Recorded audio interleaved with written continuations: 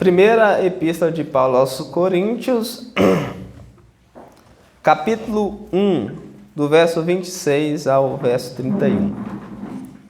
Primeira Epístola aos Coríntios, 1, do 26 ao 31. Diz assim: Irmãos, reparai-vos, pois, na vossa vocação, visto que não foram chamados muitos sábios segundo a carne, nem muitos poderosos, nem muitos de nobre nascimento. Pelo contrário, Deus escolheu as coisas loucas do mundo para envergonhar os sábios, e escolheu as coisas fracas do mundo para envergonhar as fortes. E Deus escolheu as coisas humildes do mundo e as desprezadas e as que não são, para reduzir a nada as que são, a fim de que ninguém se vanglorie na presença de Deus. Mas vós sois dele em Cristo Jesus, o qual se nos tornou da parte de Deus sabedoria, justiça, santificação e redenção, para que, como está escrito, aquele que se glorie, glorie-se no Senhor. Até aí, vamos orar?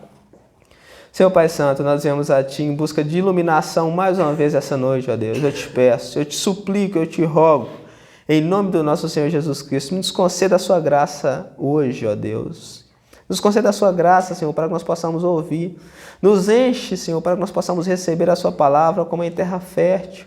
Ó Deus, e por favor, me enche, em nome do nosso Senhor Jesus Cristo, para que eu possa anunciar a sua palavra com intrepidez, de forma simples, para que todos possam compreender, ó Deus, porque eu creio, Senhor, eu entendo, eu creio, eu vejo nas Escrituras que o Senhor trabalhava dessa maneira com seus apóstolos, com seus discípulos, com seus enviados, que eles não eram nada, Senhor, assim como eu não sou. Eu tenho plena consciência de que nós não somos nada, ninguém diante de Ti, mas pela sua graça, pela sua misericórdia, pela sua infinita bondade, o Senhor nos usa para transmitir as suas palavras ao povo. E é nessa esperança que eu venho a Ti, na esperança de que o Senhor se apodere de mim, ó Deus, que o Espírito Santo se apodere de mim de maneira que eu possa, com intrepidez, anunciar a sua palavra mais uma vez, para que o seu povo possa ouvir, Senhor, e ser edificado.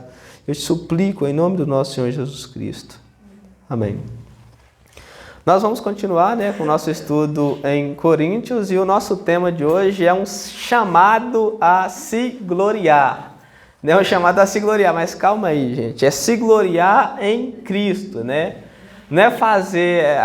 é se gloriar como a maior parte das pessoas tem costume de fazer, que se gloria, na sabedoria, se gloria nos seus feitos, se gloria na beleza, se gloria na inteligência, se gloria nas suas habilidades, Esse chamado a se gloriar aqui é se gloriar em Cristo, Nós vemos que o problema dos coríntios era esse, eles estavam se gloriando em homens. Mas a própria Escritura diz que se alguém vai se gloriar, que seja no Senhor. Então é um chamado a se gloriar no Senhor. Se glorie em Cristo, E eu tenho um Salvador maravilhoso. É o único que pode salvar. Aí as pessoas vão olhar para você e falar, como que ele está se gloriando, Ele está se gloriando que ele tem o único Salvador, Ele está se gloriando que o Salvador dele é o único que pode salvar. Ele está se gloriando que o Salvador dele é sábio demais, porque fez uma obra maravilhosa. Então, o nosso tema é esse. Nós vemos que Paulo ele vai tratar, em primeira instância, do problema da divisão na igreja. A igreja de Coríntios ela estava enfrentando vários problemas, mas Paulo gasta mais tempo com o problema da divisão na igreja. Paulo gasta pelo menos 4 capítulos aqui na Epístola aos Coríntios para tratar do problema da divisão na igreja. Nós vemos que ele trata do capítulo 1 ao capítulo 4, ele trata do problema da divisão. A questão é, por que Paulo dá tanta ênfase na questão da divisão? Por que Paulo se importa tanto? Por que Paulo trata primeiramente da questão da divisão na igreja? Primeiro, porque uma igreja dividida, ela vai contra o propósito de Deus para o seu povo. Uma igreja, um corpo, uma assembleia dividida, ela vai contra o propósito de Deus para o seu povo. O Senhor mesmo, o Senhor Jesus, ele nos dá um mandamento, que ele chama de mandamento novo, que está em João 13:34, que diz: novo mandamento vos dou, que amei-vos uns aos outros, como eu vos amei. Então, a igreja ela tem um mandamento de amar uns aos outros, que é um mandamento para a própria igreja, esse mandamento de Cristo. O Senhor disse que a igreja ela seria reconhecida pelo amor de uns para com os outros. E a divisão ela causa a quebra desse amor a ponto de macular a glória de Deus no seu povo. Né? Então Paulo ele trata desse assunto justamente por causa disso, porque a igreja ela não cumpre com o propósito de Deus para ela se for uma igreja dividida.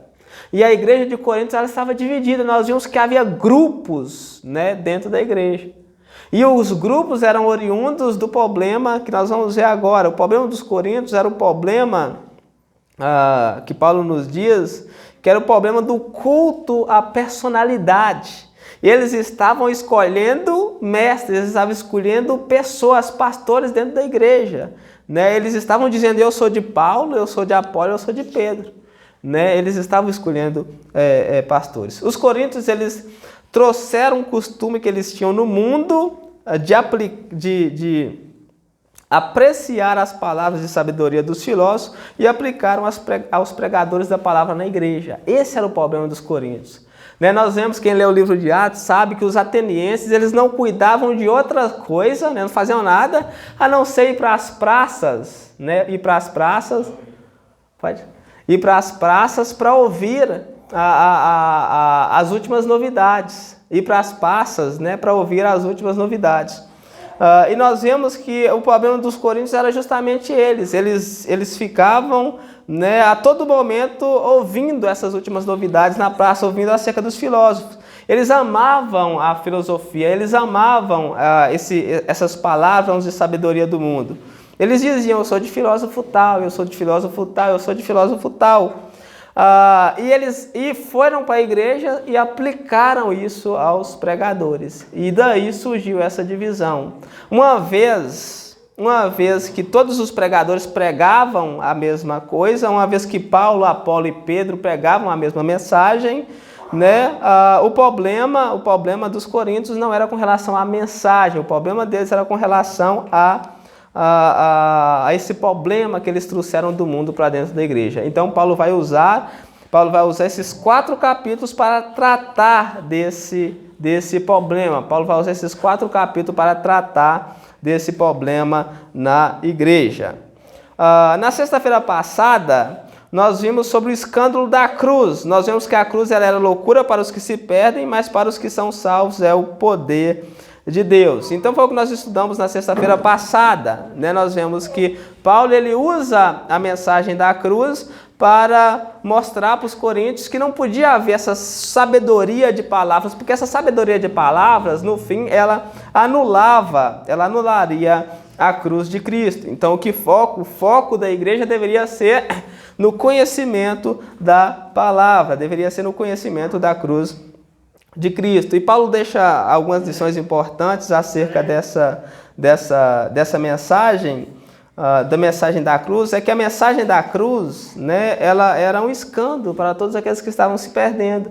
Ou seja, para as pessoas que estavam se perdendo, a cruz ela era loucura. Ele usa isso para tratar dos próprios filósofos que os coríntios admiravam tanto. Para aqueles homens que se achavam sábios, a mensagem da cruz, a mensagem de um Deus que encarnou, né, era algo que era considerado como sendo loucura. Era algo que era considerado como sendo loucura. Era algo que era considerado como sendo loucura. E nós vemos as aplicações disso para os dias de hoje, né? Nós vemos as aplicações nos dias de hoje, que até hoje a cruz ela continua sendo loucura para quem se perde. Para o ímpio, para o homem mundano, para aquele que está no mundo, abrir mão, renunciar à própria vida, renunciar aos próprios desejos, renunciar aos prazeres da carne, renunciar ao mundo, é loucura para ele. Nós lemos Mateus, né, onde Jesus fala que aquele que quiser vir após mim precisa negar a sua própria vida, precisa abrir mão da sua própria vida e me seguir. Né? Isso para o mundo é loucura. Ninguém quer abrir mão da própria vida, ninguém quer deixar o mundo, ninguém quer deixar o pecado. Então nós vemos que a cruz até hoje ela continua sendo loucura. Nós vemos também que a sabedoria desse mundo ela não pode atingir o conhecimento de Deus. Né? Ela não pode atingir o conhecimento de Deus, já que tudo que nós temos de mais sábio no mundo não pode conhecer a Deus. Isso é interessante porque a sabedoria que os homens confiam tanto nesse mundo, que admiram tanto, que apreciam tanto, aquela sabedoria que os coríntios apreciavam tanto, por ela eles nunca poderiam ser salvos, eles nunca poderiam chegar ao conhecimento de Deus, porque não importa o quanto os cientistas, os filósofos e os sábios desse mundo eles tenham conhecimento, eles nunca poderão chegar ao conhecimento de Deus. E Paulo conclui dizendo que os homens consideram... Paulo conclui dizendo que o que os homens consideram como sendo loucura, como sendo a loucura de Deus, é mais sábia do que os homens. Os homens consideravam a cruz como sendo loucura, mas a cruz é mais sábia porque é o método pelo qual Deus salva. E o que eles consideram como sendo a fraqueza de Deus, que também é a cruz, que é Cristo, é mais forte porque é a força que nos salva. Hoje nós veremos que Paulo vai usar o próprio exemplo da igreja como argumento contra eles, para mostrar que a sabedoria do mundo não tem nenhum valor diante de Deus, para que com isso eles viessem a se gloriar em Deus e não nos homens. Então o que Paulo vai fazer aqui é mostrar, dar o exemplo, mostrar através do próprio exemplo deles que a sabedoria do mundo não tem nenhum valor diante de Deus. Não que a sabedoria do mundo não seja importante, mas que diante de Deus ela não tem nenhum valor. Ela não conta, não tem importância, porque Deus vê a sabedoria do mundo como sendo nada. Então Paulo usa esse exemplo para mostrar para os coríntios que eles não precisavam, que eles não podiam se gloriar em homens, mas que eles deveriam se gloriar em Deus. Então aí no verso 26 nós vemos acerca do chamado de Deus. No verso 26, o primeiro ponto que nós vamos ver aí é acerca do chamado de Deus. Diz assim, quem tiver com a Bíblia, acompanha comigo, por favor. Diz assim: irmãos, reparai-vos por na vossa vocação. Então Paulo vai chamar os irmãos a reparar no chamado deles.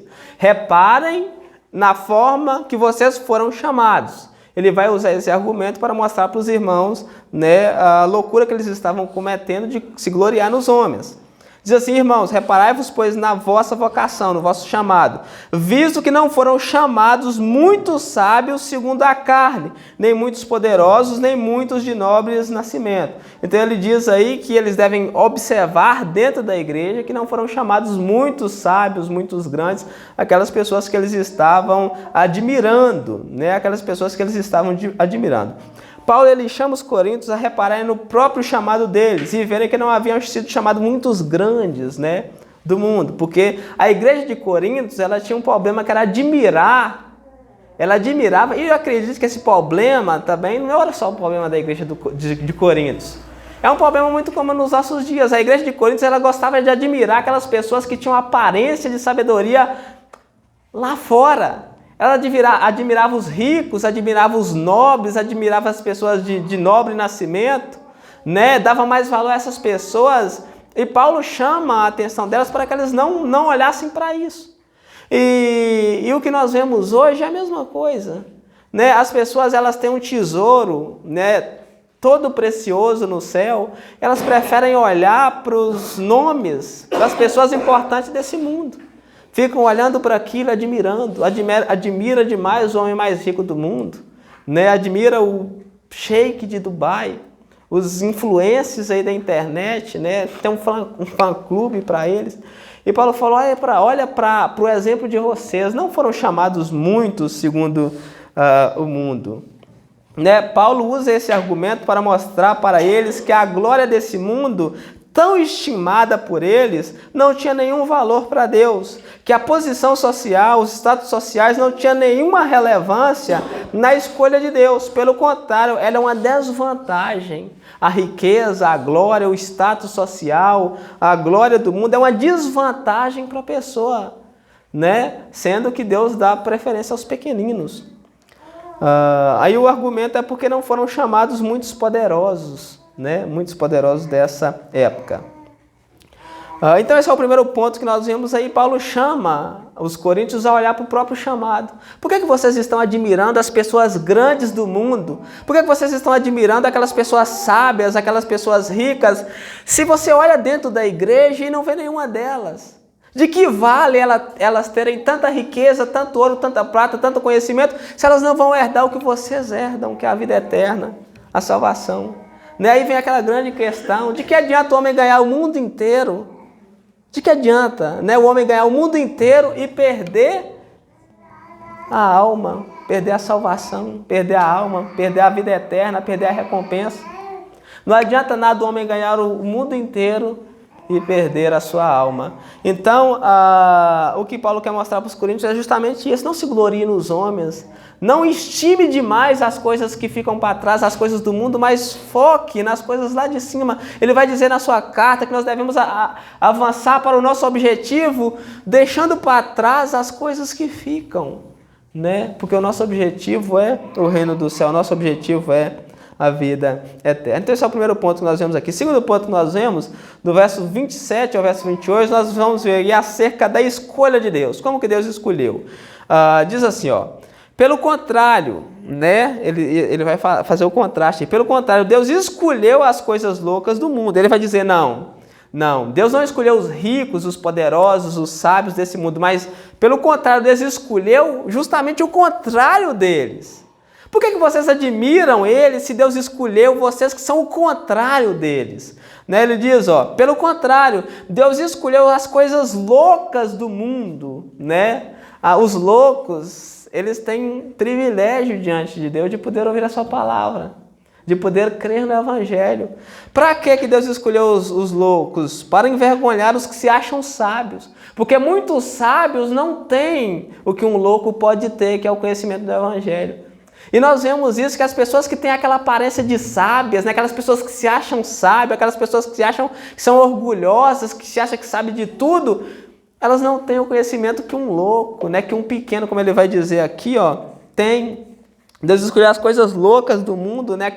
Os principais pecadores, né? Um dos maiores pecadores, aquelas pessoas que cometem as loucuras, que vivem no pecado, o pecado tão grande que é uma loucura. Deus escolhe essas pessoas. Nós vemos aqueles testemunhos, né? Muitas vezes verdadeiros, daqueles homens que sobem no púlpito e contam, eu era ladrão, eu era salteador, eu roubava, eu fumava droga, eu cheirava cocaína, eu fazia isso. Mas um dia Deus me encontrou, me salvou, me redimiu, e olha que eu prego a palavra, eu vivo uma vida transformada. São as coisas loucas que Deus usa. Aí aquela pessoa, né, que se diz sábio, olha e fala que ele é um mentiroso, né? Aquilo não é verdade o que ele está fazendo, não existe isso, ninguém muda. Os sábios desse mundo, eles acreditam que ninguém muda dessa maneira, né? Quando eles olham para o Evangelho, como que Deus pode transformar uma pessoa, eles dizem, não, isso não pode acontecer. Não há transformação. Então, Paulo diz que Deus escolheu as coisas loucas do mundo para confundir esses que se acham sábios. Né? Ele continua. Deus escolheu as coisas loucas do mundo para envergonhar as sábias. Deus escolheu as coisas fracas do mundo, né? Para envergonhar as fortes. Né? Aqueles que são fracos, aqueles que não têm status, aqueles que não têm nome, aqueles que não têm renome, aqueles que não têm títulos. Deus escolheu esses para envergonhar aqueles que se acham fortes. Deus escolheu os pobres, né? Como Jesus fala, graças te dou ao Pai, porque ocultaram essas coisas aos sábios instruídos e revelaste aos pequeninos. Os pobres têm privilégios, né, de ouvir a palavra de Deus. Ele continua no verso 28, Deus escolheu as coisas humildes desse mundo.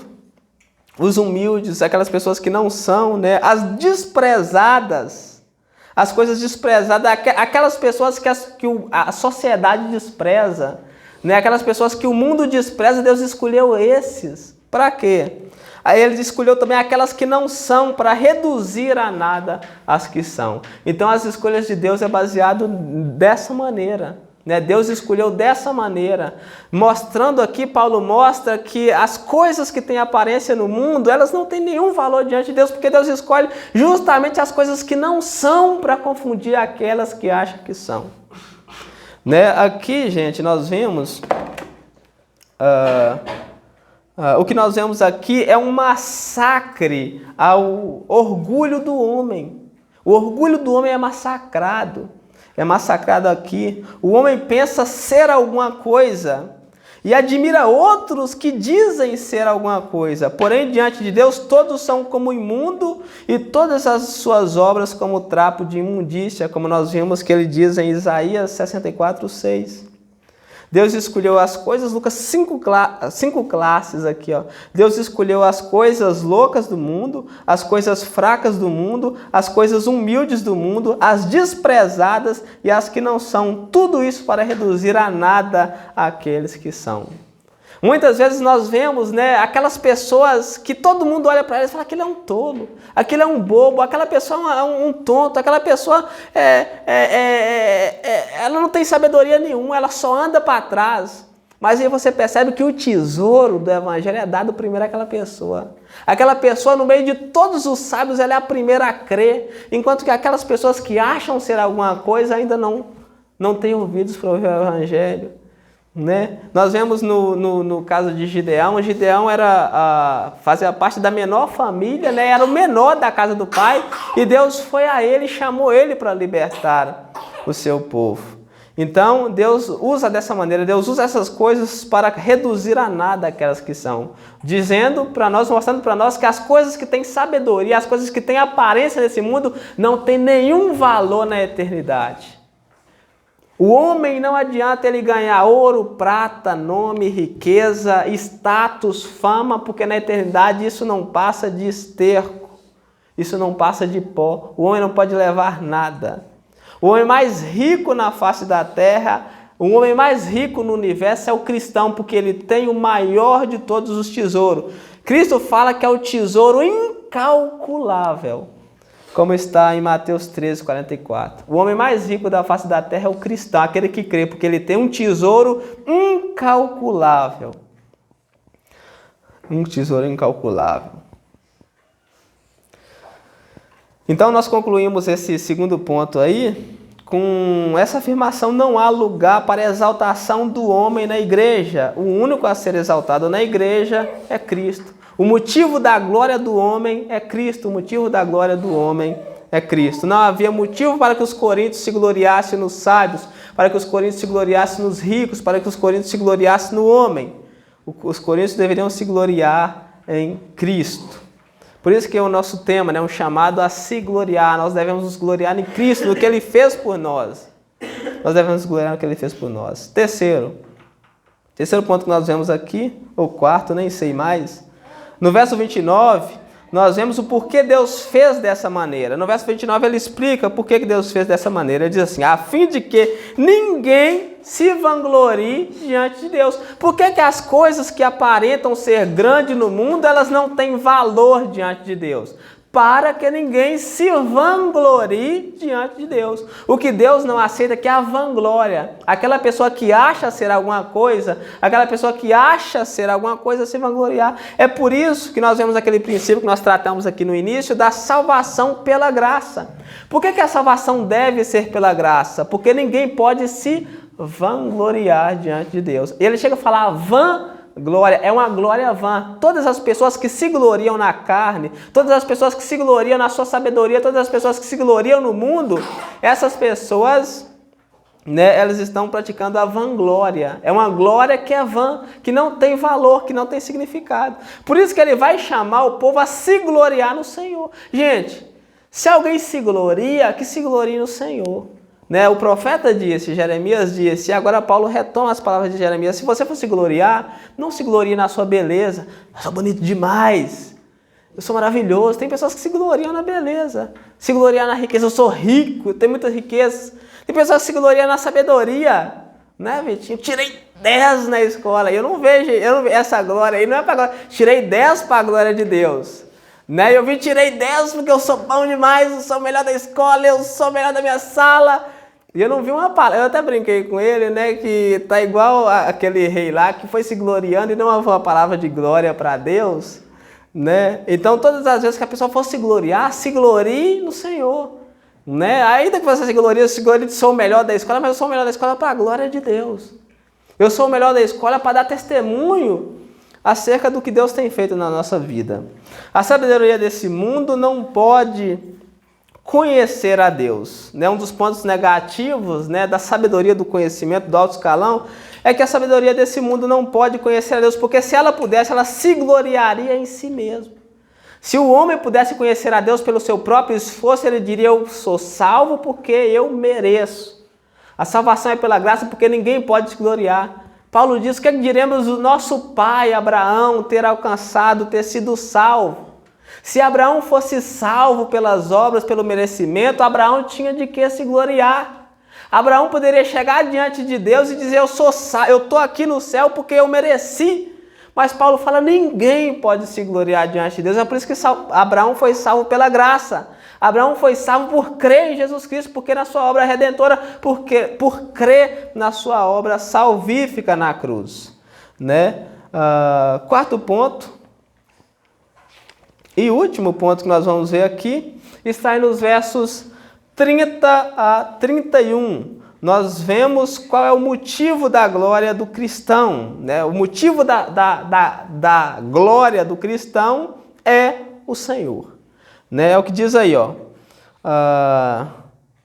verso 30. Vós sois dele em Cristo Jesus de Deus, que está dizendo: vós sois dele em Cristo Jesus, o qual se tornou da parte de Deus sabedoria, justiça, santificação e redenção, para que, como está escrito, aquele que se glorie no Senhor. Através de Cristo Jesus, através de Jesus Cristo, é que a sabedoria de Deus, que é a sabedoria de Deus, a justiça de Deus, a santidade de Deus, a redenção de Deus, que nós vemos aí, é que nós tornamos povo de Deus. É através de Cristo. Ele diz, mas vós sois dele. Dele quem? Nós somos de Deus por quê? Através de Cristo. Porque Cristo se nos tornou da parte de Deus sabedoria. O que vale para nós não é a sabedoria do mundo, o que vale para nós é a sabedoria de Deus, que é Cristo, é o Evangelho que tem poder na nossa vida.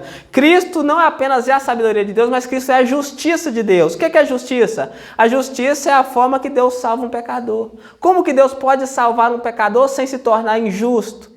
É através da sua justiça, imputando os pecados do pecador em Cristo. Ele coloca os pecados do pecador em Cristo e Cristo morre para pagar pelos pecados do pecador. E quando Cristo ressuscita, a justiça é posta no pecador para que o pecador possa viver, para que o pecador possa ser salvo. Então Cristo, ele é sabedoria, ele é justiça, ele é santificação. É através de Cristo que nós podemos viver uma vida de santificação.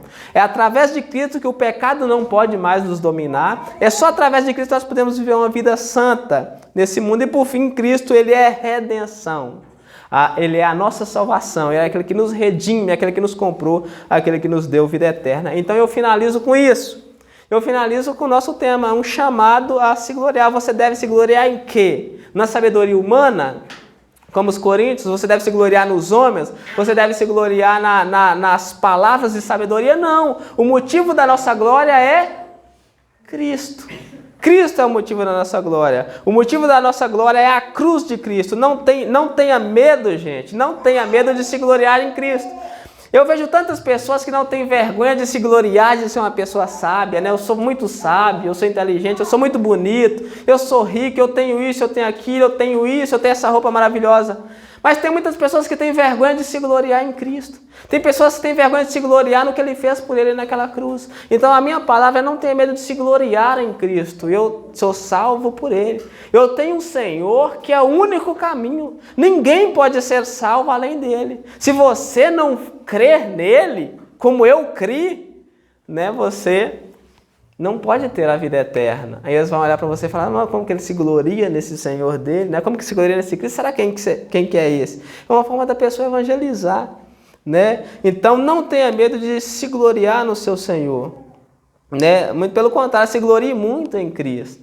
É o único caminho. Ele é o caminho, não há outro além dele. O único que pode salvar. O islamismo, o Maomé, Buda, as outras religiões não podem salvar nunca. O único que pode salvar é Cristo. Ele é o único mediador entre Deus e os homens. Então se glorie no Senhor. Se glorie no Senhor. Qualquer glória, gente, para finalizar, qualquer glória fora de Cristo é vã glória. Se você se gloriar fora de Cristo é vanglória. Nós temos 1 minuto ainda, eu vou ler Jeremias. Jeremias 9, 24. Quem puder abrir comigo aí rapidinho, Jeremias 29, 24. 29, 9, 24. É isso mesmo.